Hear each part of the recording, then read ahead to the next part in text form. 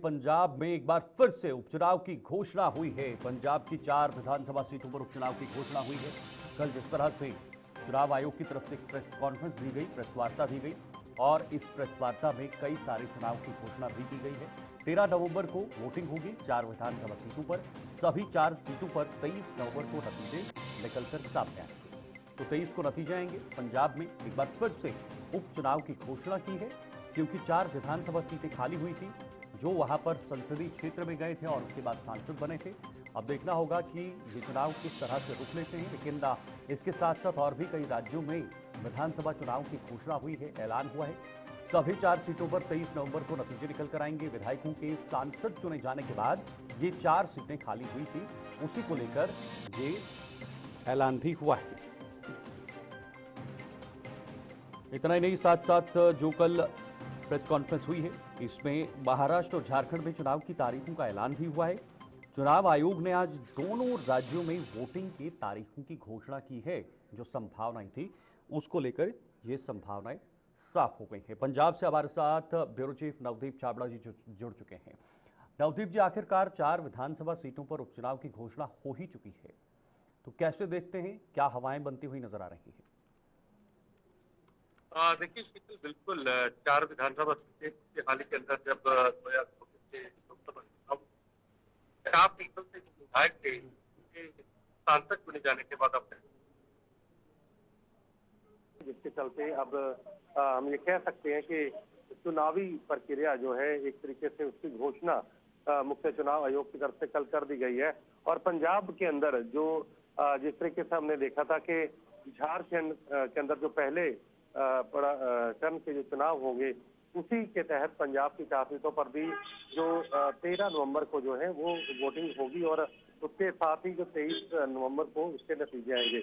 लेकिन सबसे बड़ी बात है कि जो पहले पड़ाव या खासतौर पर हम पंजाब की बात करें तो 25 तारीख तक आखिरी डेट है नॉमिनेशन की। तो जाहिर सी बात है कि आज 16 तारीख हो चुकी है, पार्टियों के पास ज्यादा समय नहीं है, केवल 8 से 9 दिन का वक्त है। तो ऐसे में अगले 5 से 7 दिन के अंदर शीतल लगभग सभी पार्टियां जो हैं वो पंजाब के अंदर अपने प्रत्याशी उतार देंगी। और इस तरीके से उम्मीद जो है वो की जा रही है। आम आदमी पार्टी अलग चुनाव लड़ेगी, कांग्रेस का यहाँ पर गठबंधन होने की उम्मीद नहीं है। इसी तरीके से अकाली दल या बीजेपी, तो 4 प्रमुख पार्टियां हैं पंजाब के अंदर। और ये जो 4 सीटें हैं शीतल, इसका भी मैं आपको मोटा मोटा ब्यौरा देना चाहूंगा। गिद्दड़बाह सीट कांग्रेस का दबदबा है वहां पर, क्योंकि जो मौजूदा कांग्रेस के अध्यक्ष हैं और अभी जो सांसद चुने गए हैं गिद्दड़बाह से अमरिंदर सिंह राजा वड़िंग, वो उनकी वजह से वो सीट खाली हुई है और उम्मीद की जा रही है कि उनकी पत्नी को वहां से चुनाव मैदान में उतारा जा सकता है। दूसरी सबसे बड़ी सीट जो कांग्रेस के दबदबा वाली है वो डेरा बाबा नानक है, जहां से सुखविंदर सिंह रंधावा जीते। वहां पर भी कांग्रेस का बड़ा दबदबा है। तो ये 2 सीटें माना जा रहा है कि यहाँ पर कांग्रेस जो है वो अपर रहेगी, अपर हैंड रहेगा कांग्रेस का। लेकिन 2 सीटें जो है वहां पर आम आदमी पार्टी का दबदबा नजर आ रहा है, जिसमें सबसे बड़ी सीट है बरनाला, क्योंकि बरनाला संगरूर के अंदर आती है। संगरूर खुद मुख्यमंत्री का अपना क्षेत्र है और सबसे ज्यादा मंत्री और विधायक इसी क्षेत्र से जीतकर आम आदमी पार्टी के आए थे। तो जाहिर सी बात है कि बरनाला एक सेफ सीट है आम आदमी पार्टी के लिए। और दूसरा जो चब्बेवाल सीट है, जो डॉक्टर राजकुमार चब्बेवाल हाल ही के अंदर जिन्होंने कांग्रेस छोड़कर आम आदमी पार्टी का हम कह सकते हैं रुख किया था और आम आदमी पार्टी से उनको शीतल वहां से टिकट मिली थी। और चब्बेवाल एरिया में जो होशियारपुर डिस्ट्रिक्ट पड़ता है, तो वहीं से वो चुनाव जीतकर जो है वो संसद के अंदर पहुंचे थे। तो जाहिर सी बात है कि चब्बेवाल सीट जो है वो भी आम आदमी पार्टी के पक्ष में कहीं ना कहीं रहने की उम्मीद जो लग रही। तो जाहिर सी बात है कि 4 सीटें हैं। एक बहुत बड़ा टेस्ट है पंजाब सरकार का कि संसदीय चुनाव जीतने के बाद, 3 सीटें जीतने के बाद आखिरकार अब विधानसभा की जो ये परीक्षा है उपचुनाव की, उससे कैसा प्रदर्शन रहेगा। तो ये 4 सीटें क्या एक हवा भी तय करेंगी पंजाब की? देखिए, अगर हम शीतल कहें तो इसके बाद पंजाब के अंदर शायद उपचुनाव जल्दी नहीं होंगे, क्योंकि इसके बाद सीधे 2027 के अंदर विधानसभा के चुनाव है। तो जाहिर सी बात है कि इन 4 सीटों पर जो मैंडेट निकल कर आएगा, जो नतीजे निकल कर आएंगे, वो 2027 की हवा। और सबसे बड़ी बात शीतल, क्योंकि पिछले कुछ दिनों के अंदर सुर्खियों में रहा था कि शायद पंजाब के अंदर सत्ता में बड़ा परिवर्तन होने जा रहा है, मंत्रिमंडल को लेकर मुख्यमंत्री तक की बातें जो निकल कर सामने आई थी। हालांकि ऐसी बात नहीं है, लेकिन वो भी बहुत सारी चीजें तय करेंगी कि आखिरकार मुख्यमंत्री भगवंत मान के नेतृत्व में अगर चारों की चारों सीटें आम आदमी पार्टी जीत जाती है तो उनके लिए एक बहुत बड़ा राजनीतिक हम कह सकते हैं, उनके लिए उनको प्रेशर जो है वो हट जाएगा उनके ऊपर। लेकिन अगर बहुत बड़ा उलटफेर होता है इन 4 सीटों को लेकर, तो एक राजनीतिक दबाव भी कहीं ना कहीं मौजूदा सत्तासीन नेताओं के ऊपर रहेगा कि उनकी नीतियां लोगों ने पसंद नहीं की, सरकार जो डिलीवर करना चाहती है ग्राउंड पर वो नहीं हो पाया। तो बहुत सारी ऐसी चीजें हैं जो इनको लेकर दबाव रहेगा। तो जाहिर सी बात है कि इन 4 सीटों पर सरकार का जैसा प्रदर्शन रहेगा वो आने वाले समय के अंदर पंजाब की राजनीतिक हवा किस तरफ जा रही है उसका एक रुख तय करने में बहुत ज्यादा मदद करेगा। बिल्कुल बहुत ज्यादा मदद करेगा। लेकिन पड़ोसी राज्य हरियाणा में बीजेपी को एक बड़ी जीत हासिल लगी है नवदीप जी। हालांकि पंजाब के अंदर बीजेपी उस कॉन्फिडेंस के साथ जमीन पर नहीं उतरती।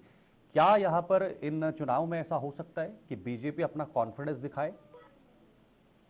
देखिए, पिछली बार पहली बार ऐसा था शीतल, जब सभी सीटों पर बीजेपी अकेले चुनाव लड़ी थी पंजाब के अंदर, और लोकसभा के अंदर भी हमने देखा, हालांकि सीट नहीं आई, लेकिन फिर भी 4 से 5 सीटें ऐसी थी जिसमें बीजेपी के जो नेता थे, बीजेपी के जो उम्मीदवार थे, वो पहले दूसरे नंबर पे थे। ये बहुत बड़ी बात थी। और दूसरा जो शीतल सबसे बड़ी बात थी लोकसभा के अंदर कि बीजेपी का जो वोट ग्राफ था वो कहीं ना कहीं दोगुना हुआ है पंजाब के अंदर। ये एक बहुत बड़ा उनके लिए रिलीफ है कि आपका जो वोट बैंक है जमीनी स्तर पर वो बड़ा है। तो कहीं ना कहीं बीजेपी के लिए भले ही वो कोई सीट ना जीत पाए हो, लेकिन उनके लिए एक वोट बैंक बढ़ना ग्राउंड स्तर पर वो एक बहुत बड़ा एक संजीवनी थी। और ये 2027 का चुनाव भी कहीं ना कहीं वो चीजें तय करेगा। और इन अगर 4 सीटों की बात करें जिसमें हम गिदड़वा की बात करते हैं, तो वहां से बीजेपी के जो दिग्गज नेता है पंजाब के जो पूर्व वित्त मंत्री हैं मनप्रीत सिंह बादल, वो वहां से दिग्गज नेता है, शायद वो चुनाव में उतरे या उनके किसी करीबी को वहां से चुनाव मैदान में उतारा जाए।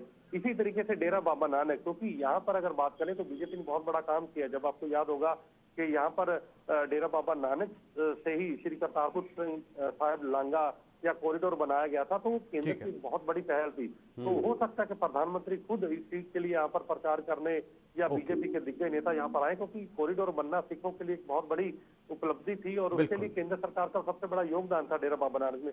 तो जाहिर सी बात है कि ये 2 ऐसी सीटें हैं जहाँ पर बीजेपी जो है वो अपना दबदबा दिखा सकती है। और चब्बेवाल सीट का जरूर जिक्र करूंगा, क्योंकि होशियारपुर बेल्ट जो है वो एक हिंदू बेल्ट है, क्योंकि वो हिमाचल से सटा हुआ इलाका है। तो जाहिर सी बात है ये 3 जो सीटें हैं वहां पर बीजेपी के जो कैंडिडेट हैं वो जरूर वहां पर मजबूत स्थिति में रहेंगे। बिल्कुल, बहुत बहुत शुक्रिया आपका नवदीप जी, ये तमाम जानकारी के लिए। पंजाब में उपचुनाव की घोषणा हुई है, बहुत जल्द पंजाब में ये चुनाव होंगे और चुनाव के बाद ये तय होगा कि वर्तमान सरकार अपनी योजनाओं को धरातल पर उतारने में कामयाब हो रही है या फिर विपक्ष का दबदबा वापस लौटेगा।